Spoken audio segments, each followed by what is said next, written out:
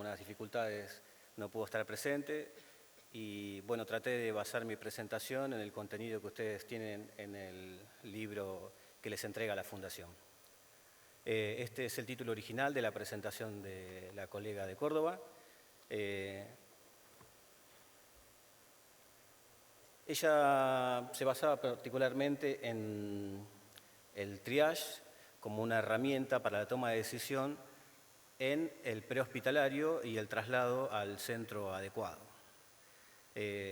Nos basamos particularmente para entender esto, el triage sobre traumatizados en la escena, y yo creí útil arrancar con la definición de trauma, en donde dice que el trauma, el daño o lesión es el resultado de la exposición del organismo a fuentes o concentraciones de energía, que es el agente causal del trauma, en cantidades suficientes que superen el nivel de tolerancia humana y de forma brusca, de manera de que se produzca ese signo característico de la enfermedad trauma, que es la lesión que atendemos nosotros en los departamentos de emergencias y en los servicios prehospitalarios. Tomando este concepto, vamos a avanzar un poco en cómo se aplicaría el triage para poder atender adecuadamente y asignarle los recursos adecuados a este tipo de pacientes. El primer concepto que es importante recalcar, obviamente no vamos a introducirnos mucho en el trauma, es el concepto de la hora de oro, porque este concepto es la bisagra en la atención de los traumas, es el concepto que definió un antes y un después, por eso le decimos bisagra. Se trató de un estudio que hizo el señor que está citado ahí, Adam Cowley, en donde estudió la mortalidad en los estados que atendían traumatizados, y la mortalidad era elevadísima. Bueno, este hombre hizo una serie de modificaciones en la que se basó en capacitar, asignar recursos entrenados, asignar recursos a los medios prehospitalarios, y el entrenamiento se basó en estabilizar y trasladar inmediatamente al hospital, no perder tiempo en la escena. Lo contrario, o lo diferente que se hacía, era que se trataba sobremanera, se tomaba decisiones en la escena prehospitalaria y eso consumía tiempo vital para la resolución del caso de los pacientes que se encontraban en la vía pública. Entonces el trabajo de este hombre fue medir las consecuencias de esto, y en ese estado se redujo la mortalidad a un 85%. De ahí viene el concepto de hora de oro, que dice que aquellos pacientes que reciban tratamiento quirúrgico o de emergencia en el transcurso de la primera hora de ocurrida la exposición al trauma, aumentarán su posibilidad de sobrevivir un 85%. Esto, como dije en el principio, fue el bisagra, fue lo que cambió el modo de atención. A partir de acá hace su entrada en forma protagónica el triage en los medios extrahospitalarios. El triage es una herramienta, hoy vamos a escucharlo muchas veces esto, que es un método que se utiliza para clasificar, categorizar pacientes, para adecuar los recursos, que deviene de la experiencia francesa, en donde se utilizaban métodos de atención a los heridos en combate. Luego esto fue pasando a la atención civil en situaciones de catástrofe, para luego pasar en la atención individual en los servicios de emergencias, e incluso también para clasificar la demanda espontánea que concurre a los departamentos de urgencia. Pero vamos a basarnos un poco en lo que veníamos diciendo recién, de la atención de los traumatizados, la definición de hora de oro y la importancia de que el sujeto que necesita atención, luego de estar expuesto a la energía, ingrese y sea atendido prioritariamente en los departamentos de emergencias. Entonces, ¿qué es el triage? Es un método que se emplea para asignar prioridades cuando existe una desproporción entre el número de víctimas y los recursos disponibles para el tratamiento. Este es el concepto de víctimas múltiples, víctimas en masa. Pero también sirve para poder, como decía en la diapositiva anterior, enviar al paciente al centro adecuado, en tiempos adecuados y por personal adecuado. Entonces, es necesario saber reconocer, identificar las lesiones que pudiera llegar a tener esta persona luego de la exposición al trauma, para saber a qué centro va a ser trasladado, a qué centro va a ser derivado.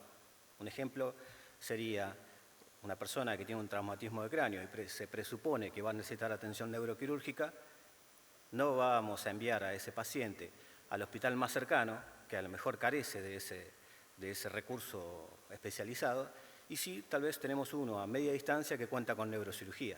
Entonces, la clasificación de las lesiones que pudiera llegar a tener este paciente determina de que es necesario llevarlo a ese centro de mediana distancia.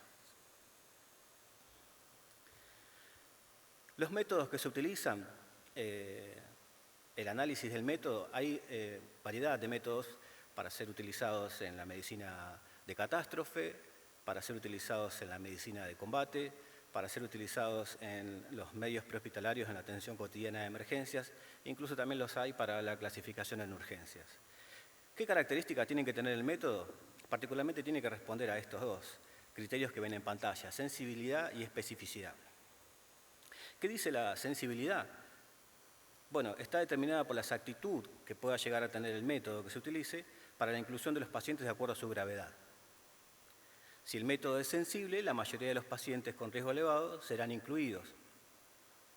Si es poco sensible, una parte de la población de los pacientes graves quedarán fuera. Eso es uno de los que se consideran error en el sistema de clasificación, que se conoce como subtriage.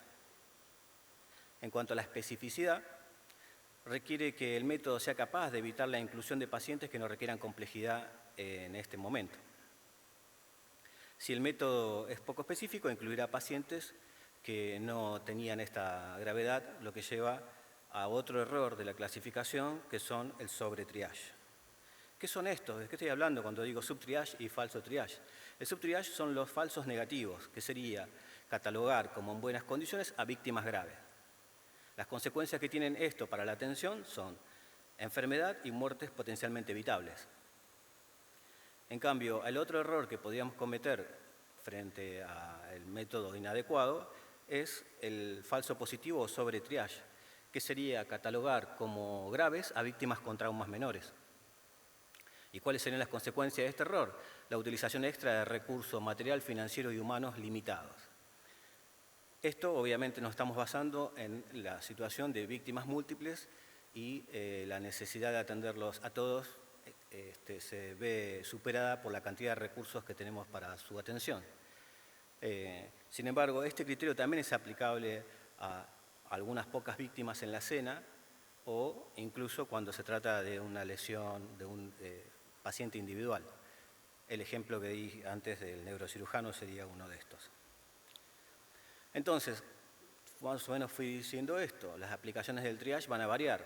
Podemos tratar a una víctima única y la decisión acá va a estar dada en el traslado al sujeto al centro adecuado para la condición de este, es decir, el centro de menor o de mayor complejidad.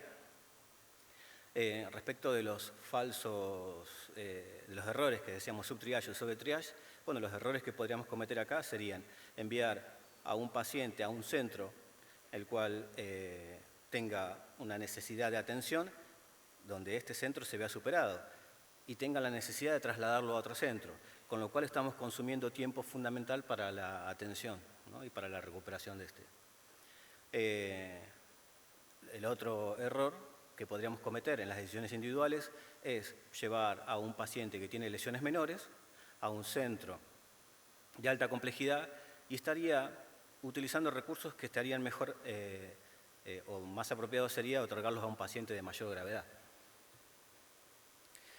La segunda aplicación del triage es varias víctimas en un evento, una colisión de varios vehículos y que en la escena se ubiquen varios pacientes. Entonces aquí hay que decidir a quién se va a trasladar primero y ahí se aplica un método de clasificación o selección. El criterio se centra en el paciente que tenga mayor gravedad y se lleva, con el mismo criterio que dije antes, al centro adecuado para su atención. La otra aplicación del triage es, y este deviene de su incorporación original, que era múltiples víctimas, heridos en combate, pasó a la atención en víctimas masivas, en víctimas de catástrofe. Bueno, acá el criterio es decidir quiénes recibirán tratamiento, porque recordemos que el volumen de las víctimas supera la capacidad de respuesta. Entonces los recursos que tenemos son escasos respecto de esa cantidad y hay que priorizar a quién se les van a asignar esos recursos. El foco ya acá no estaría en la persona que porta las lesiones de mayor gravedad, ¿Por qué? Porque estos son pacientes, sujetos que consumen muchos recursos del sistema, permanecen muchas horas en la sala de emergencia o en el quirófano y aún así su recuperación está comprometida. Por lo tanto, es fundamental ese tiempo dedicárselo a personas que se recuperarán. Por lo tanto, el foco de atención ya no es en la persona más grave, sino en aquella persona que tenga mayor probabilidad de sobrevida con tratamiento oportuno y adecuado. La otra aplicación del triage tiene que ver con esa, y está separada visiblemente en la diapositiva por una línea, que es esa clasificación que se hace en los servicios de emergencias o de urgencias para clasificar la demanda espontánea. Y acá tiene que ver con una suerte de clasificación en un lugar donde se concentran muchas personas, donde cada una de ellas determina de que su situación es urgente. Nosotros como personal o como profesionales del equipo de salud, lo que tenemos que determinar es, en ese volumen de gente, cuáles son aquellas personas que merecen atención prioritaria. Las consecuencias de esto sería que una persona que tenga una necesidad de atención inmediata esté esperando su turno porque tiene 20 personas delante en orden de llegada. Entonces es necesario también aplicar un sistema de clasificación o triage en los departamentos de urgencias y está alejado de esta situación en la que originalmente se incorporó el triage a la atención sanitaria. Un resumen de los sistemas de clasificación.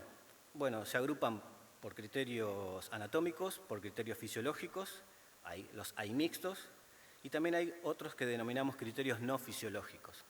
Los criterios anatómicos se basan en una localización anatómica de las lesiones, como tratándose, por ejemplo, de heridas penetrantes en cabeza, cuello, tórax, cuando los pacientes tienen 2 o más fracturas de huesos largos por su capacidad de hemorragia interna, hacen de que esa persona esté en riesgo de padecer hipovolemia, lo mismo que la fractura de pelvis, cuando la persona tiene tórax inestable o algunas de las otras patologías del tórax que ameritan la atención inmediata, cuando tienen quemaduras mayor al 10% de la superficie corporal total, o cuando tienen lesiones por inhalación, hace que estas características de las lesiones ubicadas en este criterio anatómico otorguen una prioridad de ingreso o de derivación a un centro de atención de emergencias. Los criterios de clasificación basados en los criterios anatómicos se utilizan más en la atención hospitalaria. Los scores son el ISS, el TRIS, que son scores que miden la severidad o la probabilidad de sobrevida en base a la severidad de las lesiones. Estos criterios anatómicos en sí, estos scores que se basan en criterios anatómicos, mejor dicho, no suelen utilizarse en el medio prehospitalario para tomar decisiones, pero sí a partir de la admisión en el centro de emergencias. No obstante, estos criterios anatómicos que acabo de mencionar, como las lesiones penetrantes, las heridas potencialmente peligrosas del tórax, son criterios de derivación a un centro de alta complejidad. Los criterios fisiológicos, que es el otro agrupamiento de los métodos de triage, son aquellos que se basan que consideran las alteraciones de las funciones fisiológicas, básicamente como las conocemos los signos vitales. Para simplificarlo, los scores que se utilizan, bueno, tenemos el índice de trauma, el trauma score revisado, la escala de Glasgow, el START, son algunos de los métodos que se utilizan para tomar decisiones en la escena prehospitalaria y de esta manera determinar dónde va a ser trasladado y cuál es la prioridad de acceso al tratamiento. Los criterios mixtos es muy simple, es la combinación de ambos. Uno de los más conocidos que utiliza criterios fisiológicos y también la descripción de algunas lesiones en áreas localizadas es el CRAMPS o CRAMP en la traducción al español, que es un método que se basa, y lo vamos a ver después, que se basa en la alteración de ciertas funciones fisiológicas y también la localización de lesiones en el tórax o en el abdomen. Ahora, los criterios no fisiológicos, respondiendo a cómo la colega había trazado o había diseñado la presentación, es el foco en lo que estaba propuesta su presentación y lo que ustedes van a encontrar en el texto que acompaña el material que le entregaron el día de hoy. Bueno, los criterios no fisiológicos, por agruparlos o cómo se clasifican en la literatura, son los que se basan en el mecanismo de lesión y los criterios del experto. Los métodos que se basan en el mecanismo de lesión consideran el análisis del tipo, de la cantidad y la dirección de la fuerza, o sea, la energía. Recordemos que en la definición que vimos en la primera diapo, la energía es el agente causal del trauma. Es el agente responsable de la enfermedad trauma. La exposición a la energía en cantidades suficientes capaces de superar el nivel de tolerancia es lo que produce la lesión. Entonces, el mecanismo lesional estudia cómo se produjo la exposición a la energía. El otro criterio no fisiológico es el criterio del experto. También le dicen el criterio del paramédico. Preferí no mencionarlo así porque, bueno, nosotros no tenemos esta figura. Nuestro sistema prehospitalario se caracteriza más por ser mixto. Los sistemas prehospitalarios pueden ser medicalizados o de técnicos. Los medicalizados básicamente son servicios prehospitalarios que cuentan con un médico en la ambulancia para la atención prehospitalaria, y los tecnicalizados son aquellos que cuentan con técnicos en emergencias médicas, paramédicos o solo enfermeros en los servicios prehospitalarios. Nosotros nos caracterizamos por no tener una posición única en el país, y básicamente por eso se nos denomina un sistema de salud con un sistema prehospitalario mixto. Entonces, por eso preferí no decir el criterio del paramédico. Pero bueno, eso son aclaraciones que no vienen mucho al caso. Lo importante es que acá lo que vale es la experiencia de esa persona que todos los días, durante muchos años de su trabajo, se expone a las escenas, y esta experiencia es válida y es un criterio considerable a la hora de decir, este paciente, no sé por qué, esto lo estoy diciendo muy vulgarmente, pero para mí tiene que ir a un centro de emergencias. Y nadie debería contradecir esto porque es la persona que tiene mayor experiencia en la lectura de la escena, ha visto muchas veces estas situaciones y puede predecir de que esa persona puede llegar a aportar lesiones de gravedad, aunque no lo demuestre inicialmente en la primera foto en la escena. Entonces es un criterio muy válido. Los mecanismos de lesión, que era uno de estos dos criterios no fisiológicos, son herramientas fundamentales para la valoración en la atención de los traumatizados. Deberían figurar acompañando la historia de trauma del paciente en todas sus etapas. Las etapas de la atención del traumatizado no es solo la atención en el prehospitalario por el equipo de emergencias médicas, ni la atención en la sala de emergencias, continúa en la terapia intensiva, en los cuidados intermedios y en la rehabilitación también. Todo eso forma parte de la etapa de atención o de cuidados en el trauma. Por lo tanto, esta información debería acompañar siempre la historia de trauma del paciente. Bueno, los mecanismos de lesión, ¿qué son? Bueno, justamente las 3/4 partes de las lesiones, o sea, de la cantidad de traumatizados que hay, son resultantes de la exposición a la energía del movimiento, la energía mecánica. Por lo tanto, aplicar lo que se conoce desde la física como cinemática sirven para poder entender y predecir las lesiones que la persona puede llegar a tener. Hay lesiones que son evidentes, que se ven a simple vista, son las superficiales y expuestas, pero hay otras tantas que son las ocultas, que suelen pasar desapercibidos porque no se ven hasta que esas no se hacen presentes. Y cuando se hacen presentes suelen ser tarde, porque los mecanismos compensatorios fisiológicos ya han sido activados, entonces la reanimación de ese paciente es dificultosa, ¿sí? Por decirlo de alguna manera, no es lo mismo colocar una vía periférica en un paciente que tiene un estado de normovolemia a un paciente que tiene un estado de hipovolemia, cuando ya está vasocontraído y las posibilidades de éxito en tener este tipo de abordaje se ven más comprometidas. Entonces, básicamente en eso me estoy refiriendo. Cuando la persona ya ha agotado sus mecanismos compensatorios, está en estado franco de shock y es difícil y comprometido su recuperación. Y lo que hay que tratar de hacer es evitar la mortalidad de lesiones que pueden ser controlables, ¿no? Para eso lo que necesitamos es una herramienta que nos ayude a mantener el índice de sospecha bien alto. En la atención del trauma lo que hace es, se sospecha que todo paciente es portador de una lesión grave hasta que se demuestre lo contrario. Son todos sospechosos. Y pasan primero por un tratamiento sobreagresivo y después se diagnostica. Es tal vez una de las pocas entidades de enfermedad en las que se trata y después se diagnostica. Entonces, esta herramienta, el mecanismo de lesión, entender cómo se produjo el intercambio de energía es fundamental para poder descartar o identificar lesiones a tratar. ¿Qué es importante en los mecanismos de lesión? Los factores a considerar. Bueno, esto tiene que ver mucho con la lectura en la escena. la dirección en la que se movían estos cuerpos. Recuerden que estamos hablando de cinemática, física, ¿sí? La velocidad aplicada, la cinética que tomó la víctima a partir del contacto con la energía, el tamaño físico de la masa. Una lectura simple de esto es cuando hacemos esa lectura de decir, auto versus peatón. ¿Quién pierde? Bueno, pierde el que tiene menor peso de masa. La energía aplicada es la misma y la reacción de esta energía es idéntica, solo que lo que va a diferenciar hacia qué lado se inclina la ecuación es la masa. Auto contra un objeto inanimado, poste o árbol, lo vemos en la imagen que está ahí. La deformidad se presenta más en la masa del vehículo, ¿sí?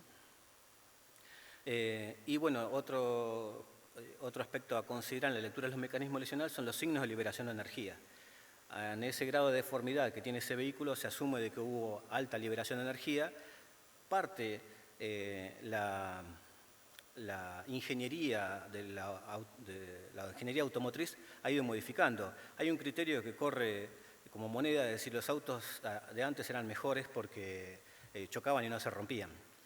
Entonces, claro, estos autos duraban más. El asunto, ¿por qué ha cambiado? No es que la ingeniería haya empeorado, sino que justamente ha avanzado en la prevención de lesiones en el momento que se produce el intercambio de energía.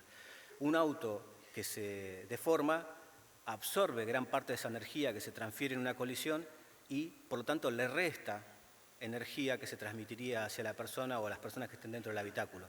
Por eso es muy importante que el auto cumpla esta función durante un choque, que se rompa todo, que se deforme como es, ¿sí?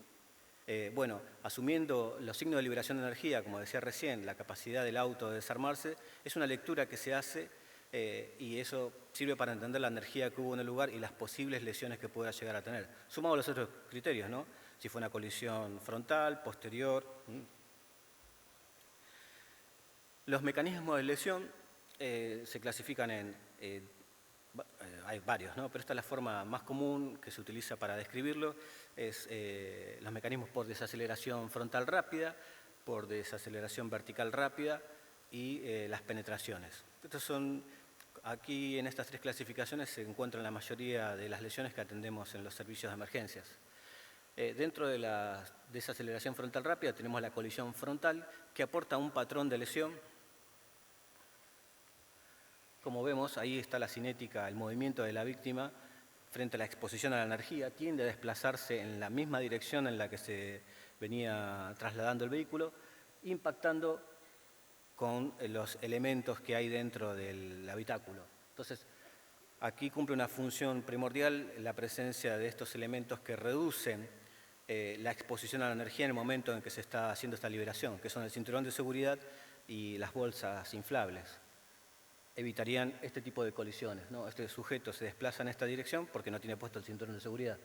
Bueno, cuando estamos en la sala de emergencias, no habiendo estado en el lugar y el servicio prehospitalario te ofrece un reporte que dice traigo un sujeto masculino de tantos años de edad que colisiona frontalmente sin cinturón de seguridad, bueno, uno ya empieza a presumir que las lesiones que la persona pudiera llegar a tener son el resultado de traumatismo de cráneo contra el parabrisas, traumatismo de tórax y de cuello contra el volante, fractura de huesos largos o de pelvis por el impacto contra el volante o contra el tablero. Este es el patrón de lesión que uno sospecha, por lo cual lo que va a hacer es en su valoración tratar de descartar o confirmar que el sujeto tenga estas lesiones. Entonces estas lesiones son identificables en ese momento oportuno y no cuando la persona ya está descompensada. ¿Se entiende la utilidad del mecanismo lesional? La colisión por impacto posterior es otro signo característico. Cuando el prehospitalario te ofrece un reporte que dice traigo un sujeto que fue impactado posteriormente por otro vehículo, uno siempre sospecha de que la persona es portadora de una lesión cervical hasta que se demuestre lo contrario. Porque se da ese fenómeno que suele llamarse como efecto latigazo. La colisión por impacto lateral está determinada por el grado de penetración o deformidad hacia el interior del habitáculo lo que se traduce en posible energía transmitida hacia el sujeto que se encontraba dentro del vehículo y la posición de este, ¿no?, dentro del habitáculo.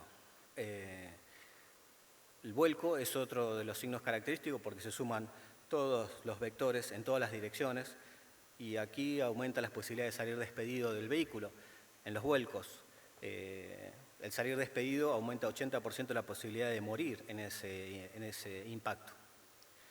Las caídas, que son la desaceleración vertical rápida, bueno, también es otro mecanismo de lesión que va a variar respecto de, por ejemplo, la edad o la contextura del paciente.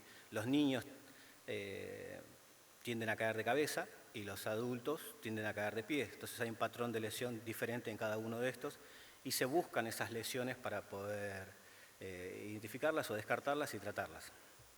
Las penetraciones, otros mecanismos lesionales que utilizamos para predecir o tratar lesiones.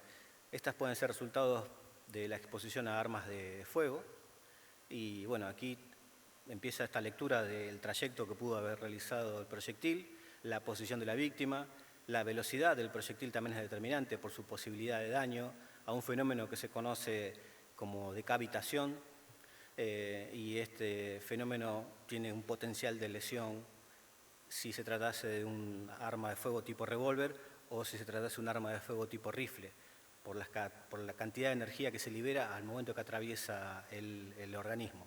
Entonces, de esta manera uno puede predecir o tratar estas lesiones. Las heridas por arma blanca, bueno, determina el ángulo, como se muestra en la imagen. El ángulo de un cuchillo penetrando en el tórax puede llegar a comprometer incluso abdomen. Entonces, de esta manera uno no se focaliza únicamente en el área donde ingresó, sino hasta dónde pudo haber afectado. Después tenemos otro fenómeno que también se conoce como el empalamiento, que es un objeto incrustado en el organismo, el cual, bueno, como característica es mencionar solo que no se debe retirar ni en la escena prehospitalaria ni en la sala de emergencias, se estabiliza y se retira dentro del quirófano por la capacidad de poder estar haciendo hemostasia frente a algún vaso sangrante. Bueno, entonces, concluyendo esta superficial y muy breve exposición de los mecanismos lesionales, para poder llegar aquí, que es los mecanismos lesionales como criterios de triage. Se les había dicho que eran criterios no fisiológicos para tomar decisiones a dónde se va a enviar a este sujeto. Bueno, los criterios basados en el mecanismo lesional generalmente se expresan en esta lista. Cuando una persona presenta caída de más de 4 metros de altura en los adultos, o cuando presenta caída de más de 3 metros de altura, o del doble o triple de la estatura en los niños. ¿Por qué doble o triple? Bueno, porque cuando hablamos de pediatría hablamos de niños muy pequeños y de niños que incluso ya se acercan a la contextura de un adolescente o un adulto. Entonces, por eso está esta variabilidad y no es tan específico en los niños. El otro mecanismo lesional es una colisión vehicular de alto riesgo, donde hay signos de liberación de energía importantes, grado de deformidad del vehículo. Cuando esta deformidad se produce o se traduce hacia el interior del habitáculo en mayor de 30 centímetros, si se da del lado de donde estaba ubicado el ocupante, o mayor a 40 centímetros en cualquier dirección, incluyendo el techo, en cualquier lugar que ocupara el paciente dentro del habitáculo. Cuando hay eyección, cuando el sujeto es expulsado, también es un mecanismo que amerita ser trasladado a una sala de emergencias inmediatamente.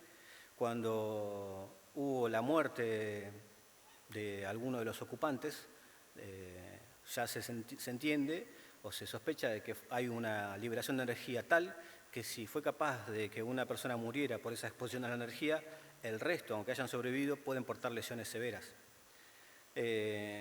Cuando hay una extracción prolongada o extricación, como se dice en el término del prehospitalario, es decir, cuando la persona está atrapada y su extracción demanda más de 20 minutos, entonces es un criterio también de admisión en la sala de emergencias, y en mecanismos en los cuales hay una diferencia significativa de la masa, auto versus peatón. Si el sujeto fue arrollado es decir que se desplaza hacia abajo el vehículo y lo enrolla, o cuando hubo un impacto auto versus peatón mayor a 30 km por hora. Y después el otro es también auto versus ciclista o motociclista y fue despedido a distancia o arrollado el mismo mecanismo que el peatón. Estos son los criterios no fisiológicos que se utilizan para clasificar o categorizar pacientes para la atención en emergencias. Muchas gracias.